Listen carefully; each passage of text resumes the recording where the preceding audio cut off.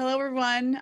My name is Nicole Howell. I am thrilled to welcome you back today to our third installment of the Elder Justice Lunch and Learn series. I want to pay a special welcome to those of you who are experiencing fires today and who are working with clients who are doing the same. I want to let you know we are thinking of you and hoping for your safety and well-being of you and your family.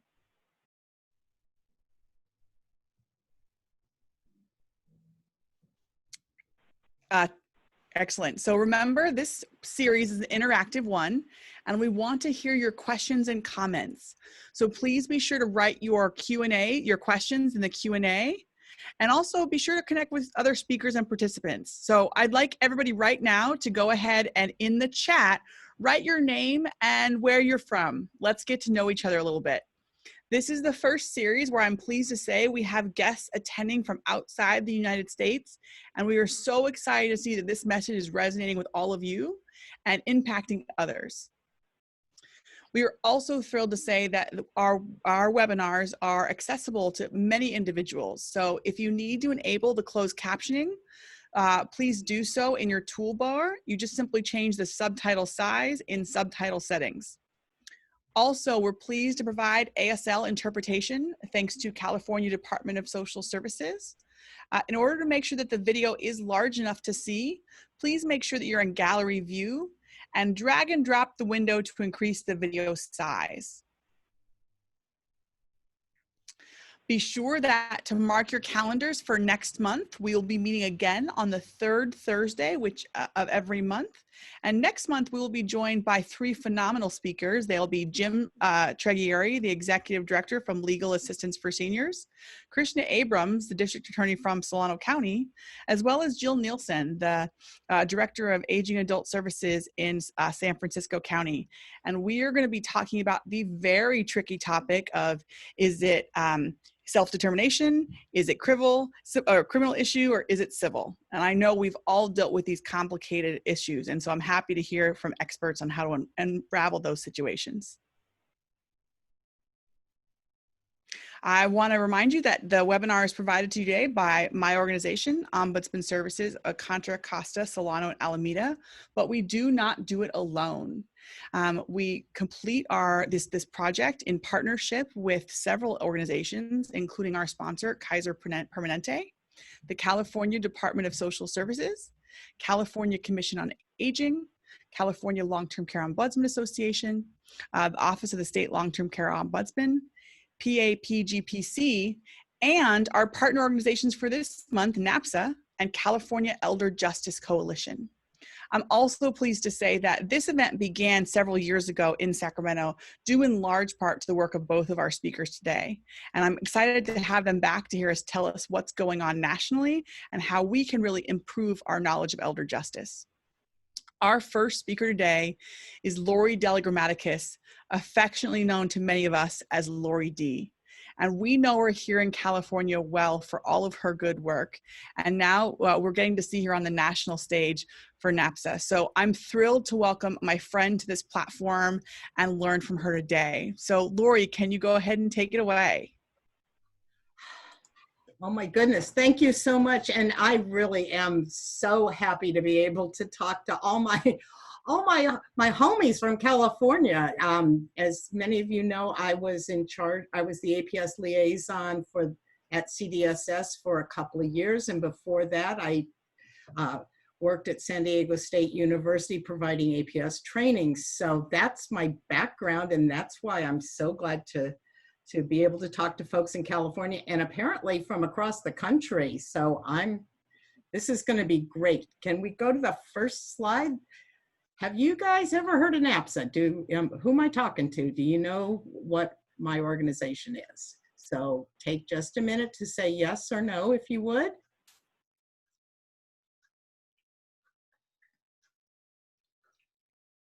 All right, do you think we're ready to put up the results? I think it's a pretty straightforward question.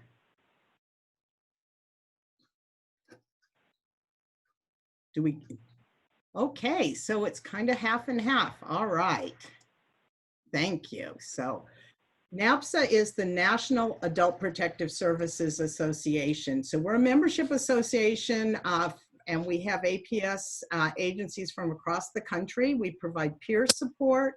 We provide advocacy, especially around funding for the programs, technical assistance, and we do have a website.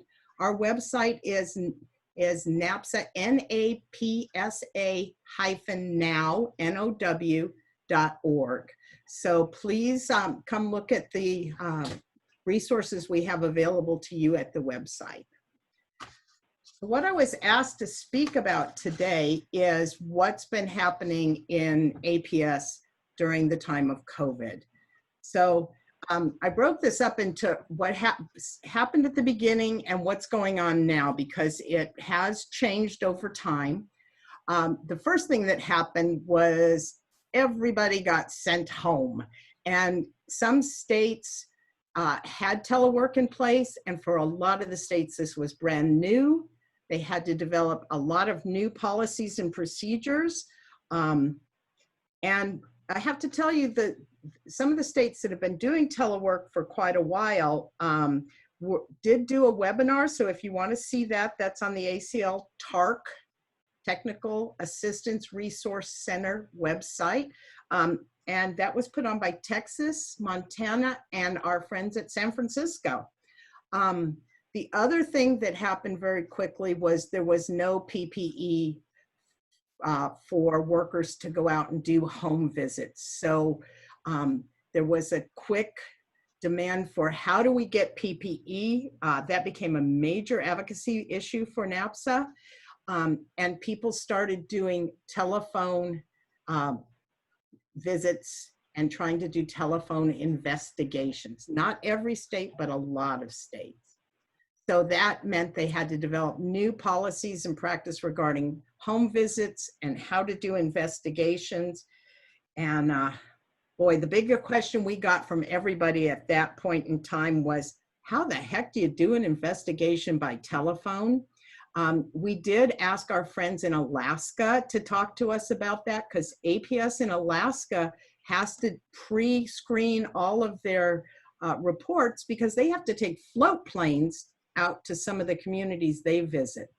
But I have to say, we haven't come up with really good answers on how to do an exceptional investigation by telephone. It's problematic.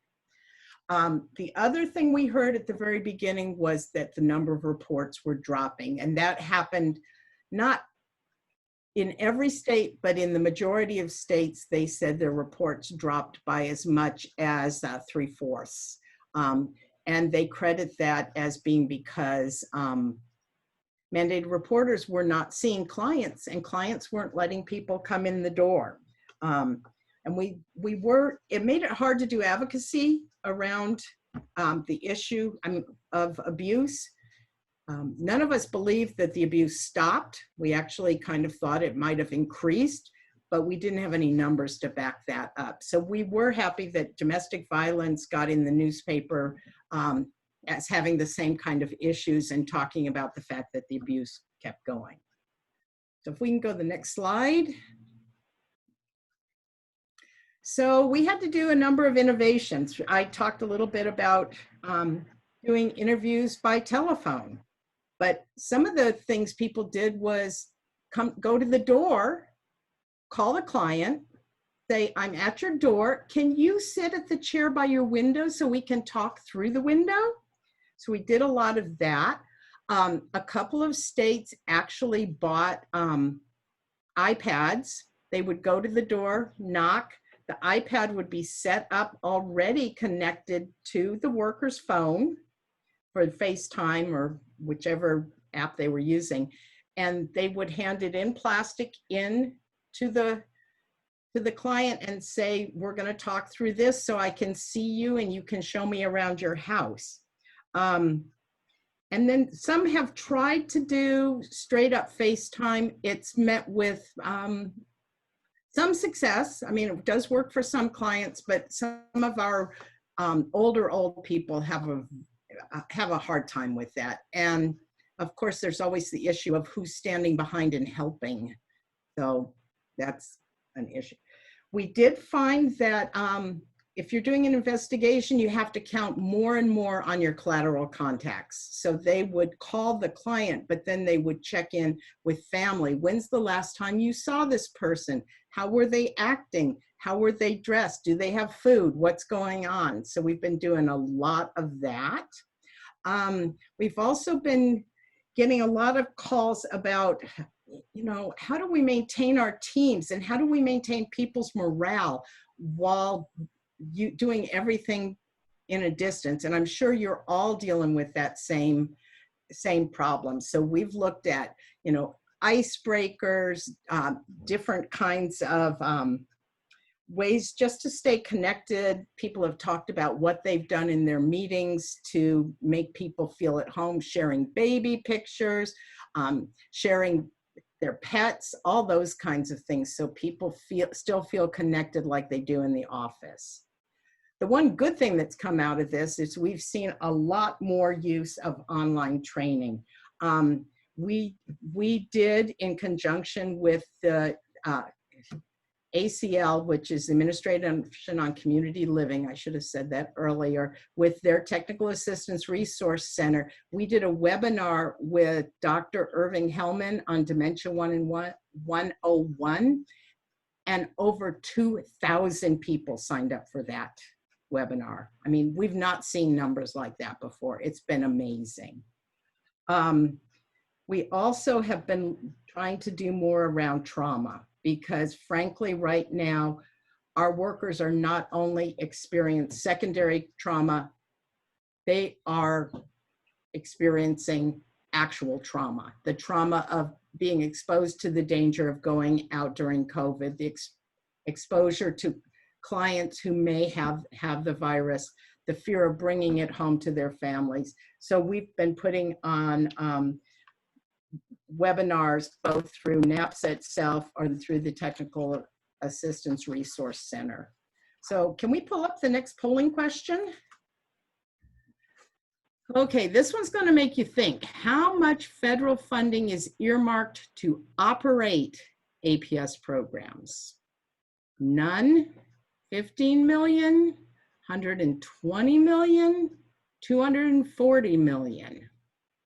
Going to give you a minute to think about this, because these are kind of different numbers up here. It's a lot to process, but this is the question here is specifically earmarked to operate the program.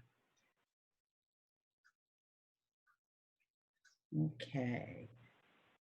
It's always hard because I can't see the votes coming in. I feel like I'm at the Democratic primary, watching things come through. Are we ready for the results? There we go.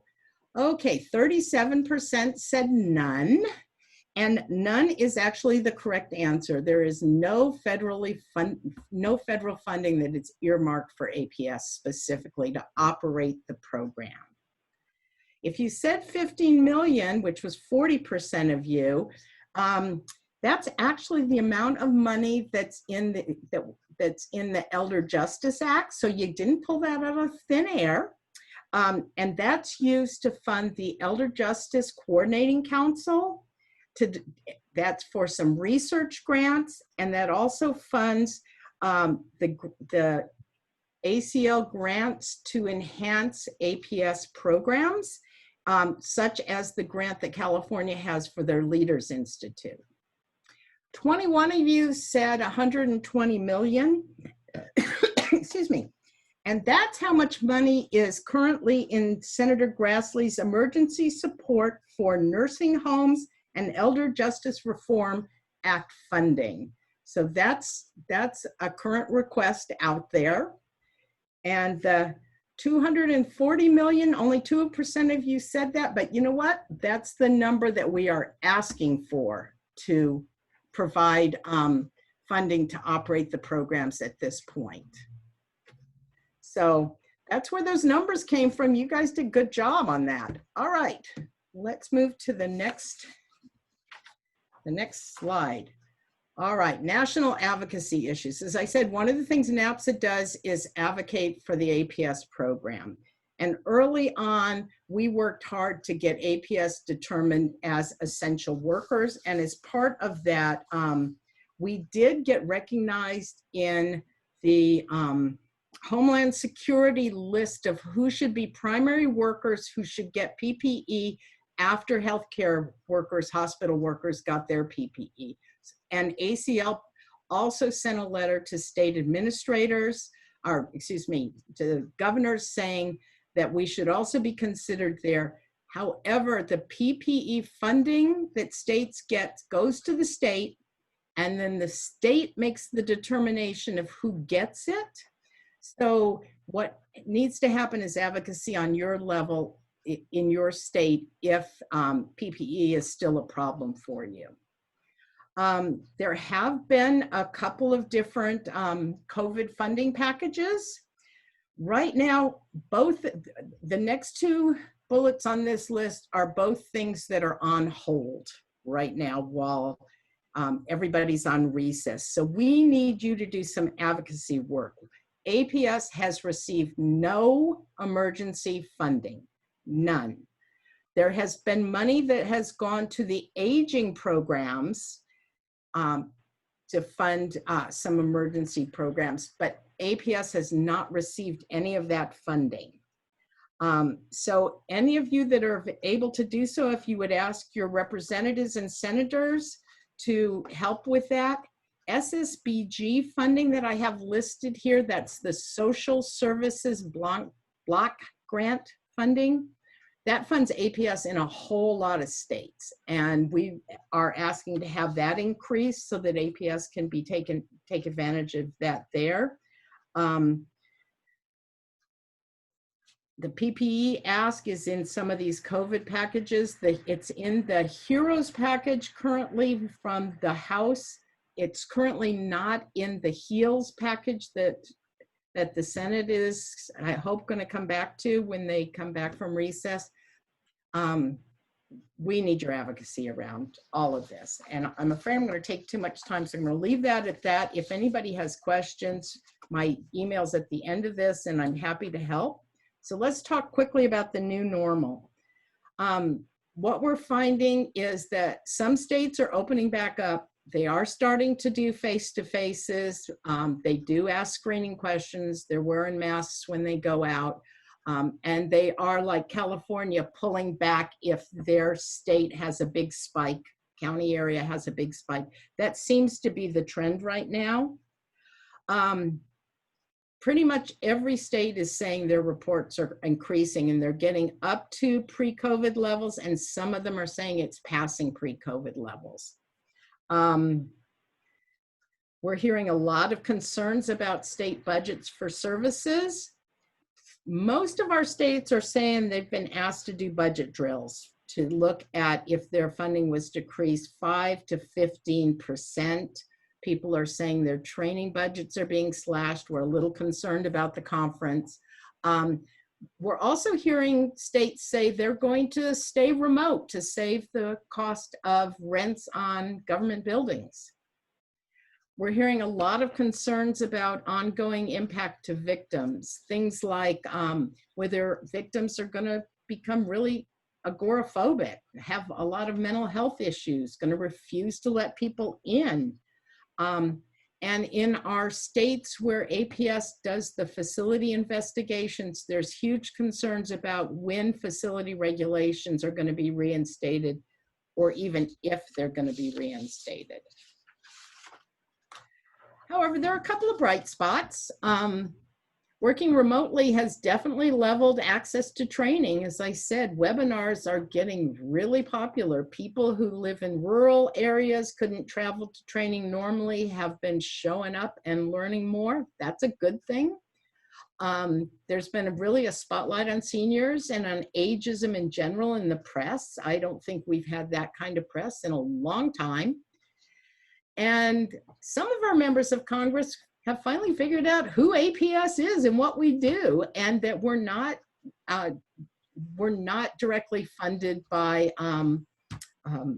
the same funding that goes to aging programs.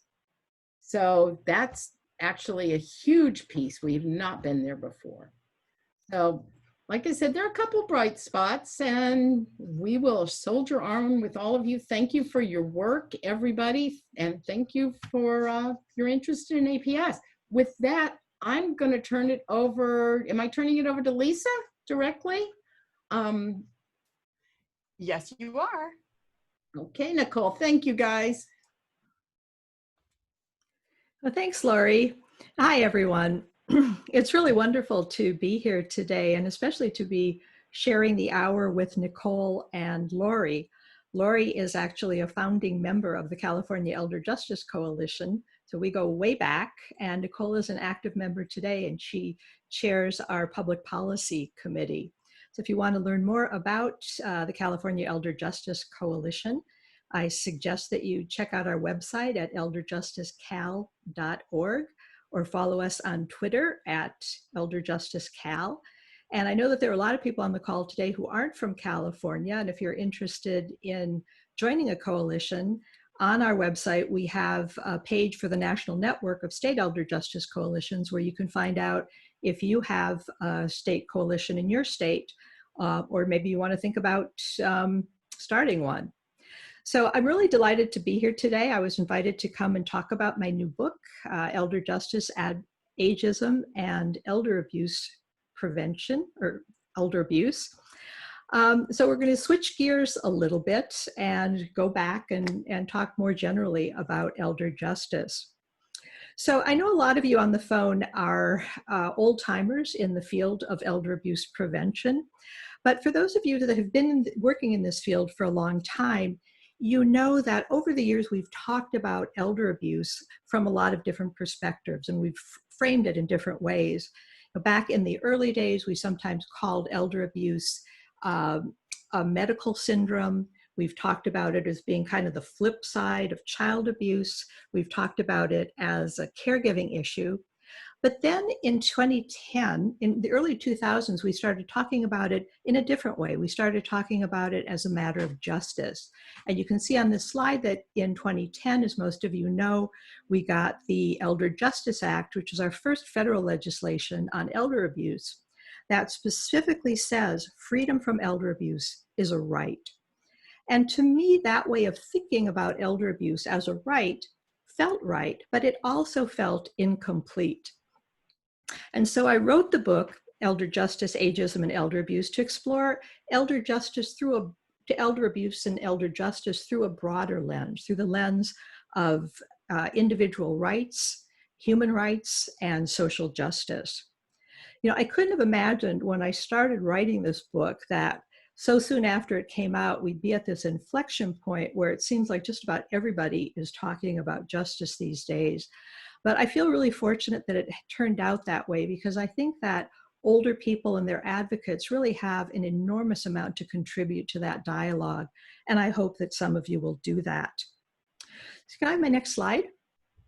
So for those of us who grew up in this country, we kind of take it for granted that we know what justice means. We pledge allegiance to a flag that stands for liberty and justice for all.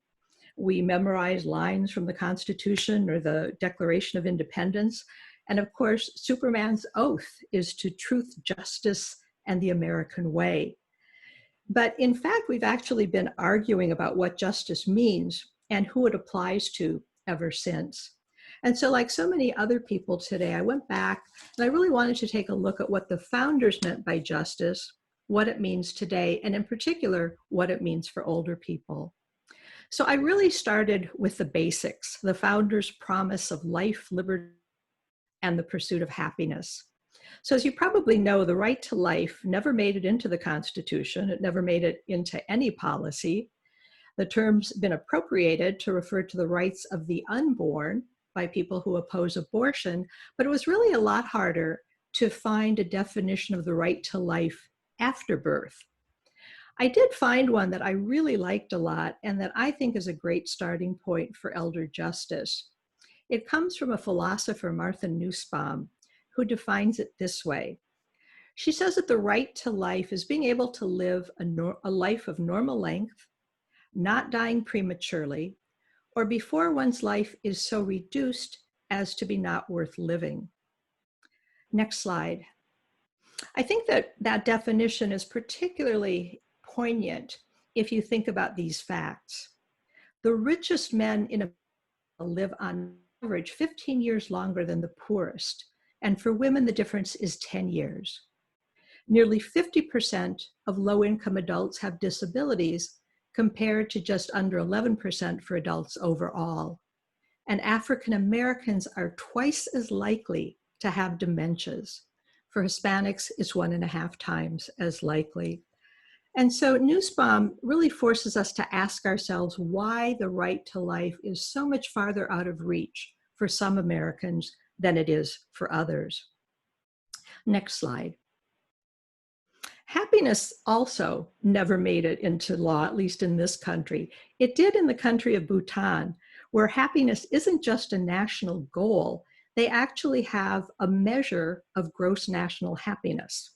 And it's made up of these 4 pillars: equitable socioeconomic development, good governance, and the preservation of culture and the environment. I think these pillars are really important. They're not just, they're really prerequisites for justice. If you think about it, you can't really have justice without good governance and without respect for diversity and for the planet. Next slide. To understand what the founders meant by justice or by liberty, you have to remember the context. Our founders had just rejected a monarchy, and they were really afraid of slipping back into it. One of their greatest concerns was government overreach. And so Jefferson described liberty as what the people are entitled to against every government on earth, and what no government should refuse. So essentially, the founders were defending people's right to be left alone. And they made it clear that when government restricts people's freedom, it has to be for compelling reasons. It has to be for the common good. And I think this way of defining liberty is so important when we work with older people, because there's this tendency to want to restrict people's freedom as they get older. And it's often well-intentioned. You know, mom is having trouble at home. Kids think she'd be better off in a nursing home. And certainly in elder abuse, we're constantly raising the question of safety versus freedom and trying to balance both of those things. There are a lot of ways to think about justice. And can I have my next slide? Obviously, there's a justice system which was designed not just to protect us from government, but to protect us from each other. And so today, as people are reimagining our justice systems, for example, our criminal justice system, I think it's really incumbent on us to consider how well the systems are working for older people. Are we asking the police to do too much or too little? Is the civil system, our legal services, are they accessible to everyone who needs them? In other words, how just is our justice system for older Americans? And I also believe that this would be a great time for us to explore restorative justice, which goes beyond just punishing offenders to repairing relationships and the damage that's sometimes caused by crime and abuse. The next, I guess we're on the right slide. Justice is also about fairness and equity. The term distributive justice refers to how fairness in how societies distribute resources and opportunities. Intergenerational justice is obviously equity between the young and the old. And a lot of what we call aging policy in this country really worked towards accomplishing these types of justice. For example, the Social Security Act was created during the Depression when a lot of people were experiencing poverty, people of all ages, but really the elderly population that was hardest hit. So Social Security played a role in leveling the playing field a little bit between the young and the old and the rich and the poor. And the same is true of many of our other aging policies like the Older Americans Act and Medicare, which not only advanced distributive justice, but it also advanced racial justice, because hospitals wouldn't be able to accept Medicare funds if they discriminated against Black doctors or Black patients. Next slide.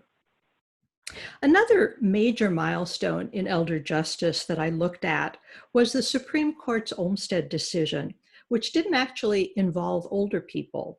Now, this year we're celebrating the 30th anniversary of the Americans with Disabilities Act, which says that people with disabilities have a right to reasonable accommodation in their community. And it really applied to the workplace and public spaces. But in the late 1990s, attorneys that were representing two women with mental disabilities who were living in a state-run institution argued that their clients were actually able to live in the community if they had reasonable accommodation, and that failing to provide reasonable accommodation to them deprived under the Americans with Disabilities Act. And the courts later ruled that Olmstead also applied to nursing homes and even to people living in the community who were at risk of nursing home placement. And so it's really had an enormous impact. Before that time, we were making the case that it was important to provide care to older people in their homes because that's what most people wanted, or because in most cases it was less expensive. But Olmstead actually made it a right. Next slide. Justice and human rights are also defined in international law. Now, after World War II, leaders came together from around the world to create the United Nations and the Universal Declaration of Human Rights.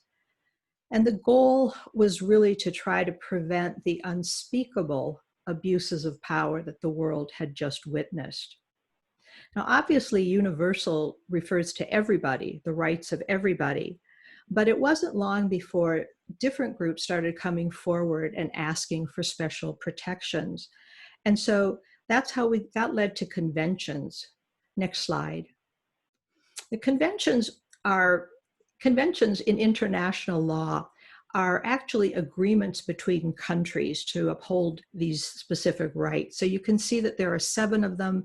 They cover a broad spectrum from racial justice to addressing the discrimination against women, children, and some of these actually mention older people. For example, the Convention for Women talks about special types of discrimination that older women face in inheritance law. There's a lot of people, though, feel that doesn't go far enough. And so there's a very active international movement today to develop a convention specifically for the rights of older people. Next slide.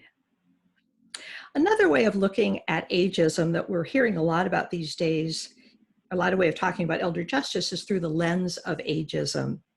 Now, Robert Butler was a geriatrician who coined the term ageism back in the late 1960s, and he founded the International Longevity Center. And the center came out with what they call a report card that looked at these different topics: elder abuse, discrimination in healthcare, nursing homes, etc. And you can think of ageism as the motive behind individual acts of elder abuse or discrimination in healthcare. But Butler and his colleagues were really more interested in institutional ageism, or how ageism is actually baked into our systems. And so those at the center believed that ageism is reflected in things like our government's lax response to adult protective services and elder abuse, which I think Lori really described very poignantly. We see institutional ageism in our failure to enforce nursing home regulations or to protect older people in disasters. And clearly from this perspective, I think COVID is a case study in ageism. Next slide. So this is Maggie Kuhn, who founded the Grey Panthers.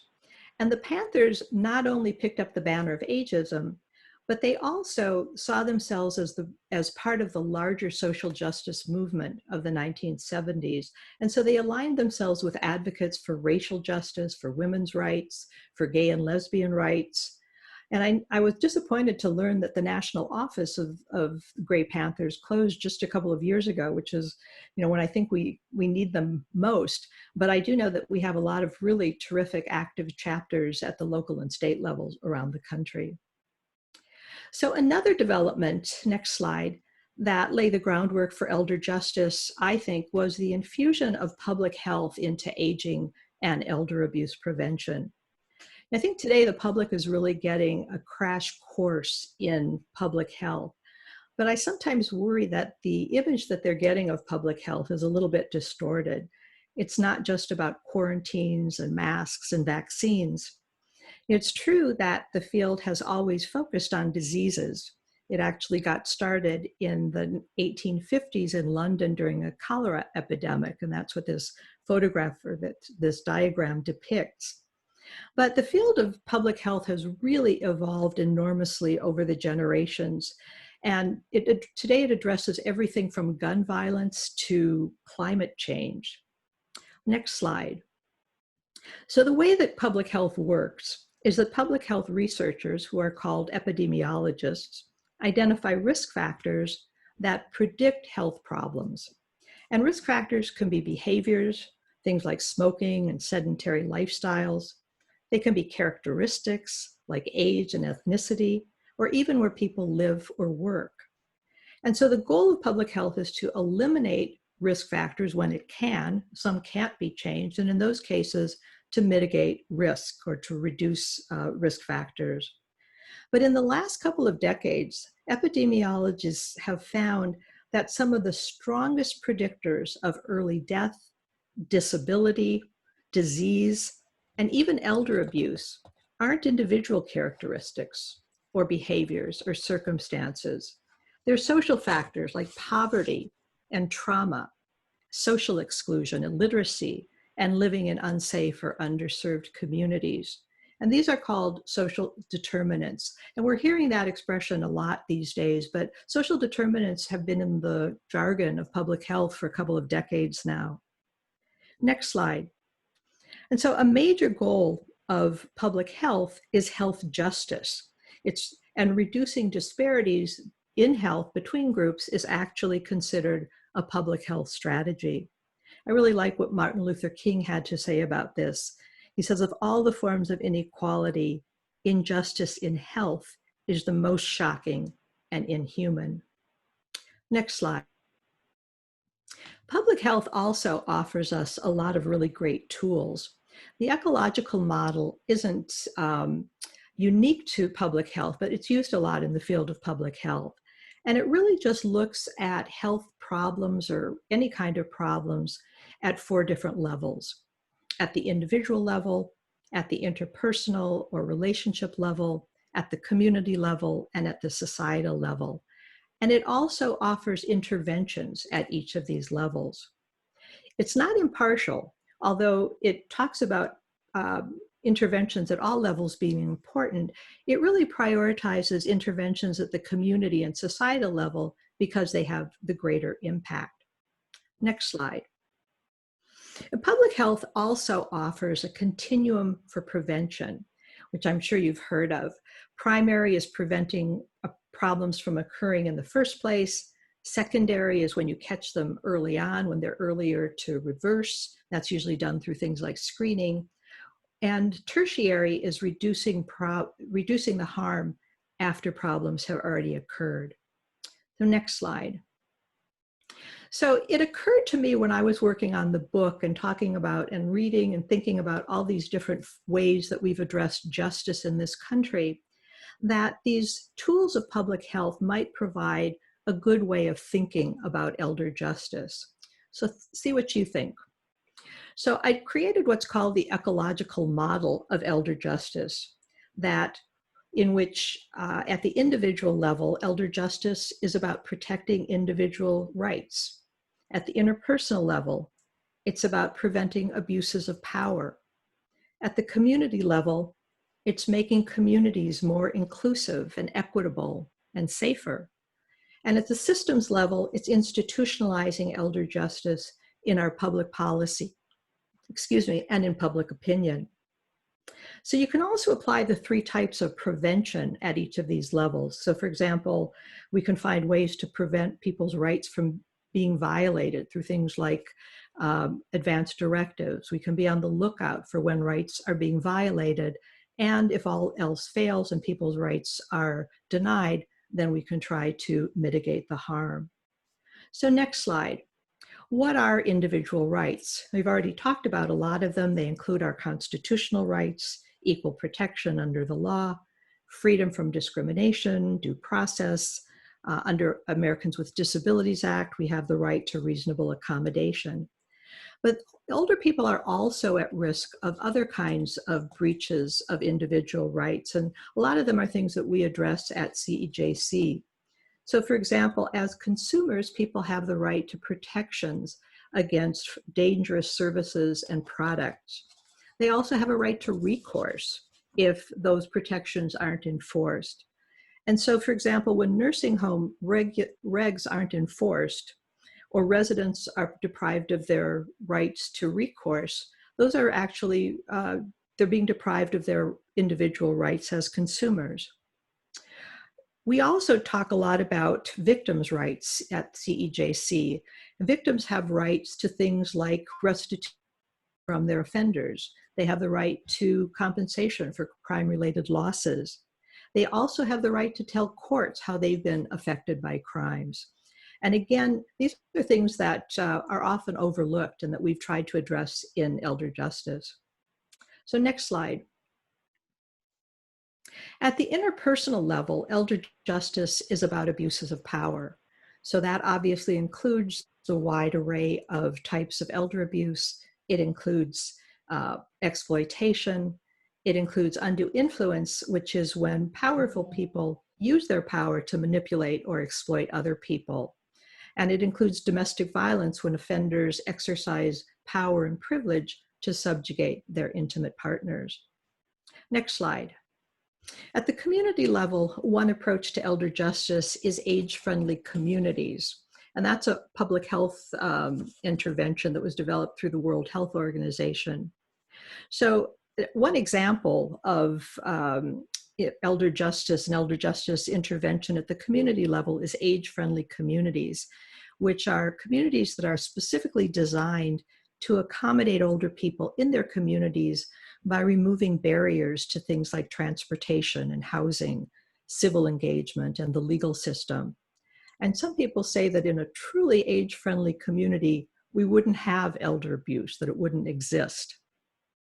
Elder justice at the community level is also about fairness. And we see enormous gaps between communities in terms of resources, between urban areas and rural areas. But we also see inequality within communities. And so elder justice at the community level is also about removing barriers that are faced by marginalized groups. You know, I'm a big proponent of community health workers, and I know Nicole is too. She started a great program here in California. Community health workers are members of underserved communities who help build between their communities and the formal healthcare system. So they provide things like health education, health literacy, they help people manage chronic conditions, and they advocate for people and individuals and communities. And for some reason, community health workers really haven't caught on in the field of aging, which I think is regrettable. I don't understand why, but I think it's so important when you, in the era, to understand how important it is to have trust between communities and the healthcare system. So next slide. At the systems level, elder justice requires that our public policies don't restrict people's rights and that we allow everyone to have due process. One of the people that I interviewed for the book who was really fascinating is Nina Cohn, who's a constitutional scholar who actually took a look at our reporting laws and our guardianship laws to see if they pass constitutional muster. It's pretty interesting stuff. The term mainstreaming refers to making sure that older people's interests are reflected in all of our public policies that affect them. And it's really hard to imagine just about any policy today that doesn't affect older people, from climate change to criminal justice reform to immigration reform. So I think we all need to get better at mainstreaming and making sure that when we're in discussions about different policy issues, that we bring up older people. But affecting systems change isn't just about public policy, it's also about changing attitudes. And I know some communities now have launched anti-ageism campaigns, which I think is really terrific, as long as we don't fall into the trap of identity politics where we kind of pit one group against another. I think in particular, we have to reject the generations at war narrative, next slide, that I think is so destructive. So many of the problems that we face in old age don't begin there. They're caused by injustices that people experience throughout their lifespan. And so it's really important that we work with advocates for people of all generations. And unfortunately, as a lot of you know, oftentimes we're pitted against each other for resources. Lori brought up the social services block grants. Sometimes those funds are divided between people and we have to make decisions between generations. And so I think we really need to try to reject divisive tactics like that and allocate resources that are based on needs. You know, studies show that the public really responds well to the language of justice. That's one thing that the Frameworks Institute has shown. But it's not just a matter of branding and messaging. And it's not enough to just reject ageism or to reject elder abuse. I think we really need to try to anchor elder justice in positive, fundamental ideals that we were raised with and that the public understands, beginning with those very basic concepts of life, liberty, and the pursuit of happiness. But they need to be reinterpreted and reinvigorated and reimagined for today's challenges and opportunities. And of course, one of the greatest challenges today is recovering and rebuilding from COVID. But I think that COVID also unexpectedly provides some opportunities if we take advantage of those opportunities. It includes things like, if we want to, as we recover from COVID, I think it's really important that we educate ourselves about individual rights, all of the rights that we've talked about today. It requires that we go beyond replacing or replenishing our public health stockpiles, but also to make sure that we build our public health systems so that they instill trust and that they work toward the goal of health justice. And it also requires that we combat the structural ageism that was so pronounced during the COVID era. So I think it's become almost a cliche these days, but one that I think is worth repeating. As elder advocates, I think we want to add our voice to that chorus of people that are saying we're all in this together. So this slide I just want to mention is something that I've kind of laid out that is out there for people to use in thinking about elder justice. It lays out the 4 different levels of the ecological model and, of course, the 3 types of prevention. So with that, I'm going to, I think, hand things back to Nicole. Oh, I guess I get to plug my book here. So if you want to get a copy of the book, it's available through Springer. And they've actually offered a discount code for people on this call. If you want to get a copy, you can use that discount code. So thanks, everyone. That is very generous of you and your publisher. Thank you so much, Lisa. Just want to let you know I paid full price for the book and it is 100% worth it. And I think everyone should read it. I want to encourage everyone that we're going to get a chance to ask some questions of Lori and Lisa. So please go to the Q&A on your toolbar and drop them there. So with that, ladies, I'm going to start reading to you some of the questions and directing them to one or the other. I do want to mention that Shirley Crone, who is a member of the California Senior Legislature and former chair of the Advisory Council. See, part of the charm of the webinar is that my dog Walter is here with me and sometimes you hear him. But I did want to say that Shirley Crone was wanting to bring up that there is a movement to release a Stamp Out Elder Abuse stamp that would support APS programs across the nation. So she's a fierce advocate, and if you're interested in partnering with her on that, please connect with her. So I'm hoping we can start with Lori for a question. I think this shows that, Lori, you and I are good friends and happy to have challenging conversations. So Bob Panzerwright, who is a friend of ours from the Alzheimer's Association working up in Solano County, says, do you find problems collaborating case information between Ombudsman services and adult protective services? How do their objectives differ and how can they collaborate effectively? And I think this is a really important question and something we all should be wrestling with. It is a good question. And I have to say at the national level, it really depends what state you're in, what their different laws are, how they work together. But, you know, the bottom line is we should be working together. We should be sitting down and figuring out how to do that advocacy work with each other. There's no reason, even if you're not able to talk about cases, you can't work to benefit the people that we're all working with. About 50% of APS programs do actually do investigations in facilities. So there should be a strong link there if the Ombudsman is working as an advocate for the client and APS is working to put protections in place. Those two things should be hand in hand. You know, I don't know any reason that we couldn't get there. California has a unique situation in terms of the role of the Ombudsman. I've never quite figured out how you could, you know, I know you've tried putting in the Ombudsman and the law enforcement connection, but I feel like you guys have kind of had your hands tied a little bit. But yeah, we should all be working together. And in California, there are MOUs that can be done between the long-term care ombudsman and APS to determine who can go in and do an investigation in which situations.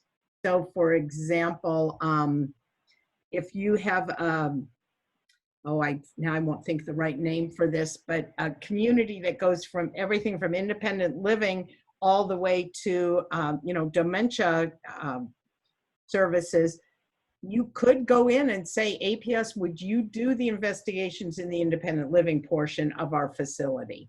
Tell me the name, what's the right term for that? It's called the Continuum Care Community, or a CCRC, a Continuum Care Retirement Community, a CCRC. Yeah, so those kinds of things can be worked out.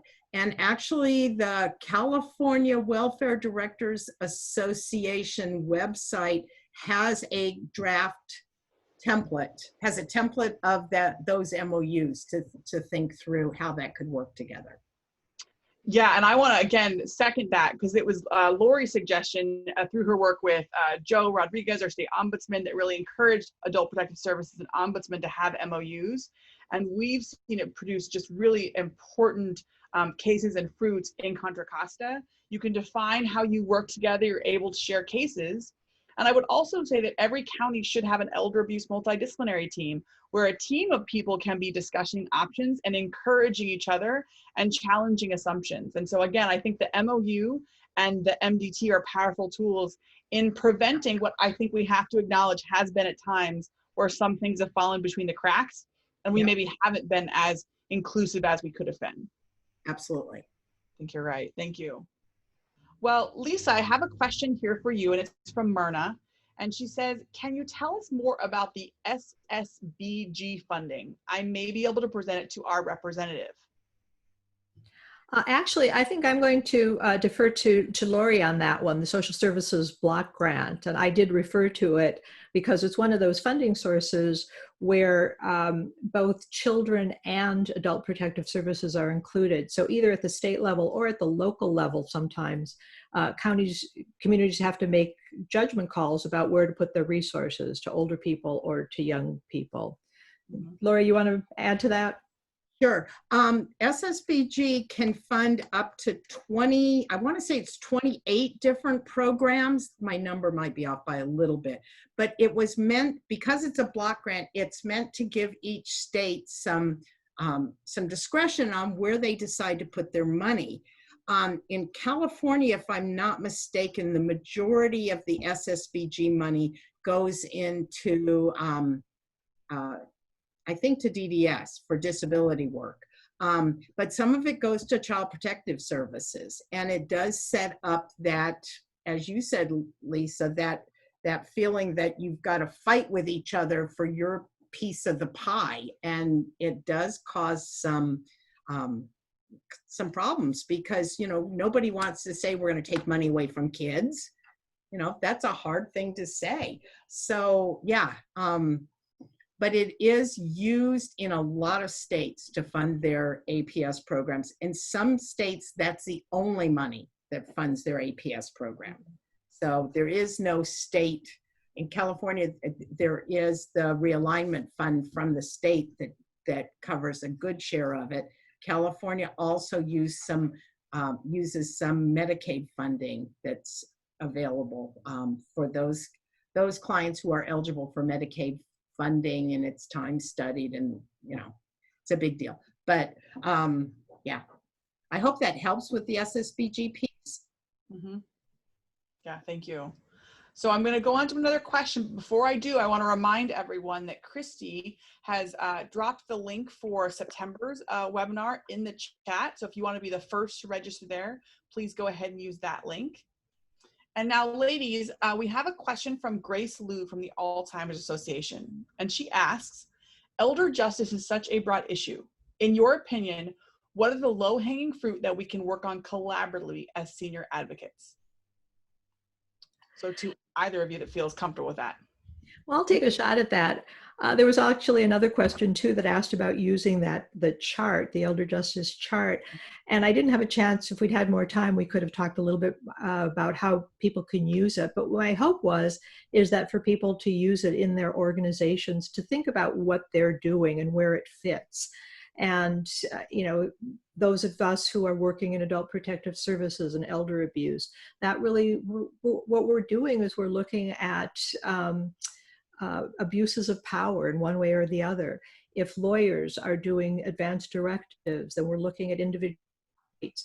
And so I just think that looking at the chart and thinking about where we might want to go, as part of the Master Plan on Aging, CEJC was talking to different groups of professionals and asking them how they would like to see justice, elder justice issues in the plan.